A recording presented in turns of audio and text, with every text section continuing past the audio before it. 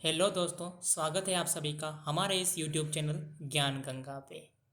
आज हम अपनी इस क्लास में कक्षा 10 के 4 अप्रैल को होने वाले संस्कृत के पेपर का बारे में हम कुछ बताएंगे। ये जो पेपर है जो पिछली बार संस्कृत का जो एग्ज़ाम हुआ था उसमें आया था, वो वाला पेपर है। सेम टू सेम हूबहू जो है ऐसा ही अगली बार भी आने की संभावनाएं हैं।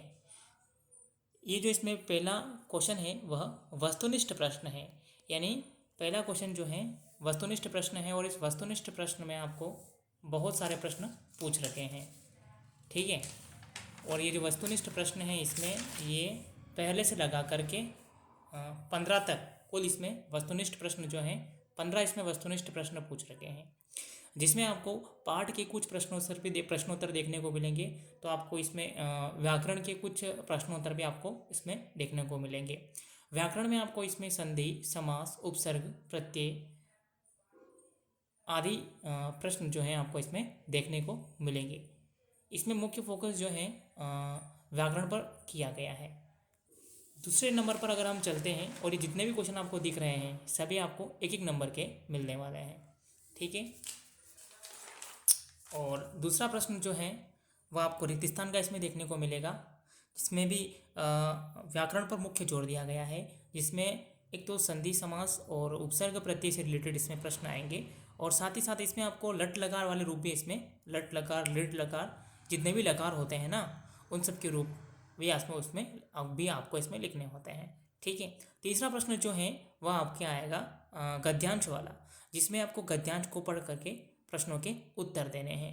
ठीक है, इसमें पहला प्रश्न जो है एक पदेन उतरत, कुछ प्रश्न ऐसे आएंगे जो एक पदेन उतरत वाले देने वाले होंगे, जिसमें कुछ प्रश्न ख वाले में इसमें पूर्ण वाक्यन वाले उतरत पूर्ण वाक्यन जो प्रश्न है वो आपको देखने को मिलेंगे। और ग वाले में आपको शीर्षक लिखना होगा कि इस गद्यांश का क्या शीर्षक होगा। साथ ही बड़ग वाला जो है ना, इसमें आपको भाषिक कार्यक्रम यानी व्याकरण से संबंधित, भाषा से संबंधित जितने भी प्रश्न इससे संबंधित हैं वो इसमें आपको देखने को मिलेंगे। और तीसरा जो प्रश्न है इसमें दो प्रश्न है, एक तो है अ वाले में आपको देखने को मिलेगा गद्यांश, और एक है ब वाला प्रश्न। ब वाले प्रश्न में आपको देखने को मिलेगा संख्यावाची शब्दों, अर्थात आपको कुछ संख्यात्मक गणितीय अंक दिए जाएंगे, उनको आपको संस्कृत में लिखना पड़ेगा। ठीक है, ये पूरा है खंड अ से रिलेटेड। खंड अ में पहला, दूसरा और तीसरा 3 प्रश्न है। फिर आपका आता है अगला खंड ब, है ना, और खंड ब में चौथा प्रश्न जो है वो आता है। चौथे प्रश्न में आपको विभक्ति लिखनी है, रेखांकित पद जो है उसकी विभक्ति कौन सी है, ठीक है, वो आपको इसमें बतानी है ना। फिर पांचवें प्रश्न में आपको ये जो अशुद्ध वाक्य दे रखा है, इस अशुद्ध वाक्य को आपको संशोधित करना है। छठे वाले प्रश्न में आपको ये प्रश्न निर्माण करना है। सातवें वाले प्रश्न में आपको भी प्रश्न निर्माण। आठवां वाला जो प्रश्न है इसमें आपको ये जो श्लोक दे रखा है, आठवें वाला प्रश्न में क्या होगा कि आपकी किताब से है ना, उस किताब से कोई भी एक श्लोक लिख दिया जाएगा यहाँ पर, उसका आपको क्या लिखना है, इसका आपको हिंदी भाषा में सप्रसंग भावार्थ लिखना है। नवा प्रश्न जो है इसमें आपको देखने को मिलेगा अधोलिखित श्लोकस्य अन्वयम मंजूषात पदानि चित्वा पुर्यात्। इसमें आपको जो श्लोक दे रखा है ना, इस श्लोक से संबंधित ये यहाँ पे आपको ये जो नीचे अन्वय दे रखी, इस अन्वय में आपको रिक्त स्थान दे रखे, रिक्त स्थान के नीचे आपको ये ब्रैकेट दे रखा है, ब्रैकेट में कुछ शब्द दे रखे, उन शब्दों को आपको, यानी जो ये अन्वय है इनको अन्वय कहा जाता है। तो ये अन्वय जो है आपको उचित अन्वय जो है इस रिक्त स्थान वाले भागों में आपको भरने हैं। और फिर अगला जो है आपका 10वां क्वेश्चन है, और 10वां क्वेश्चन कह रहा है कि स्व पाठ्य पुस्तकात, यानी अपनी जो पाठ्य पुस्तक है उसमें से आपको कोई 2 श्लोक लिखने हैं जो इस प्रश्न पत्र, जो इस पेपर में नहीं आए हुए हो, वो आपको लिखने हैं। 11वां प्रश्न आपको पूछ रहा है जननी तुल्य वत्सला इति पाठसारम हिंदी भाषाया लिखत। मतलब जो है ये जो एक कहानी है जो आपको किताब में आई हुई है, उसका आपको हिंदी भाषा में एक पूरी कहानी सार के रूप में लिखनी होती है। मतलब यहाँ पर किस प्रकार का क्वेश्चन आएगा, यहाँ पर आपकी किताब में, आपकी जो संस्कृत की किताब है आपकी, उसमें जितने भी कहानियाँ दे रखी हैं, है ना, उनका सार आपको यहाँ पर लिखना है। मतलब जितनी भी कहानियाँ दे रखी है उनमें से कोई एक कहानी आपके यहाँ पर आ जाएगी और आप उसको, उस कहानी का सार लिखना होता है। 12वां प्रश्न दे रखा है पर्याय पदम मेलियत, मतलब यहाँ पर आपको जो है मिलान करवाने हैं, है ना। ठीक है, फिर अगर बात करते हैं 13वां प्रश्न। 13वां प्रश्न में आपको अवयव पद दे रखे हैं और उचित अवयव पद जो है आपको इन रिक्त स्थानों में भरने हैं। फिर अगला प्रश्न आपका दे रखा है, यह हो गया 13 प्रश्न तक खंड ब है। फिर अगला आपका आता है खंड स। खंड सम प्रश्न स्टार्ट होता है 14 नंबर से, है ना। 14 नंबर में गद्यांश दे रखा होता है और इसको आपको उत्तर देने हैं।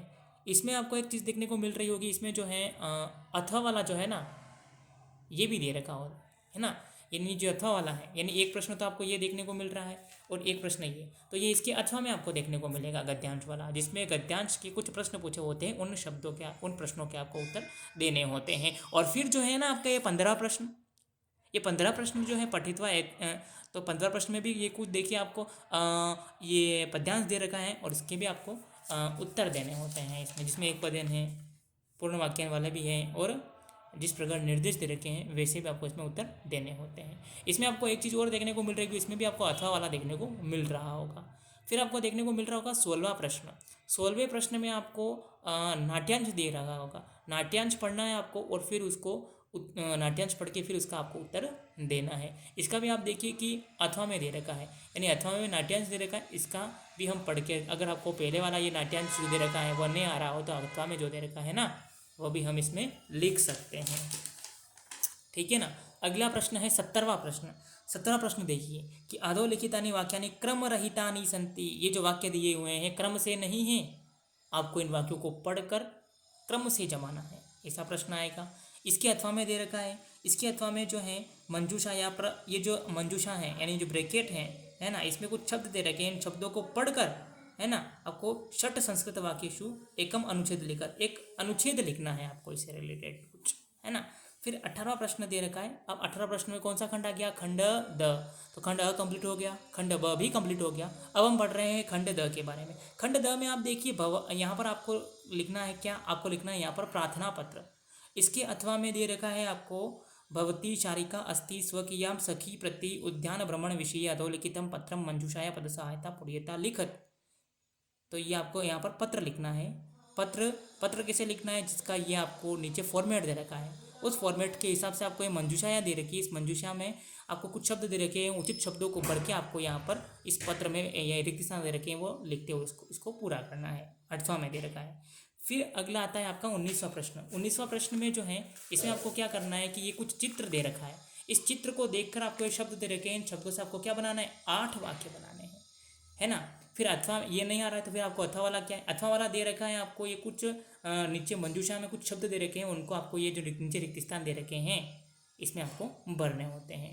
फिर आपको 20वां प्रश्न दे रखा है और 20वां प्रश्न जो है ये कुछ इसमें वाक्य दे रखे होते हैं, इसमें से कोई 4 वाक्य जो हैं उनका आपको संस्कृत बनाना है। हिंदी के वाक्य दे रखे हैं और इनका आपके संस्कृत बनाना है। इस प्रकार आपके इस प्रश्न पत्र में कुछ 20 प्रश्न दिए हुए हैं जो आपके संस्कृत आने वाले संस्कृत के एग्जाम में आएंगे। अगर आपको ये वीडियो अच्छा लगता है तो हमारे वीडियो को लाइक कर देना है और हमारे चैनल को सब्सक्राइब कर देना है। धन्यवाद।